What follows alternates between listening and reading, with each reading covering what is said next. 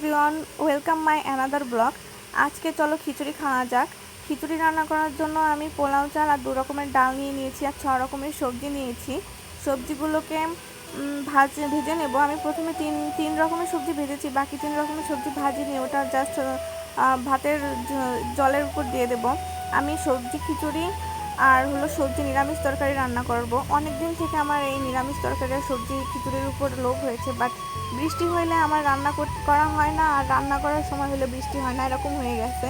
তো আজকে ভাবছি যে বৃষ্টির দরকার নেই, আমি বৃষ্টি ছাড়াই খিচুড়ি খাবো।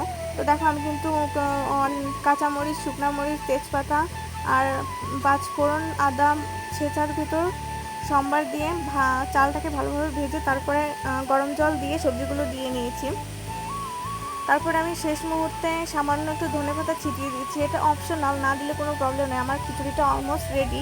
এখন পালা হচ্ছে আমার নিরামিষ তরকারি রান্না করা। নিরামিষ তরকারি রান্না করার জন্য সেমভাবে শুকনো মরিচ, তারপরে তেজপাতা, আদা ছেঁচে নিয়েছি, 5 ফোড়ন, কাঁচামরিচ দিয়ে সম্বার দিয়ে সব ধরনের সবজিগুলো দিয়ে নিয়েছি, আর দিয়েছিলাম পুঁই শাক দিয়ে সবজিটাকে রান্না করে নিচ্ছি।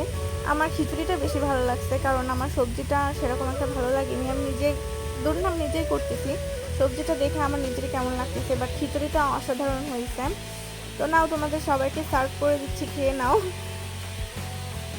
তোমরা চাইলে এভাবে খিচুড়িটা ট্রাই করে দেখতে পারো, অনেক সুন্দর হয়েছিল। আজকেও রিভিউ দেওয়ার জন্য আমার ছোটো ভাই রিভিউ দিচ্ছে না, আমি নিজেই দিলাম। তো আজকের ভিডিওটা এই পর্যন্তই। Thanks for watching. Next video অবশ্যই দেখবে।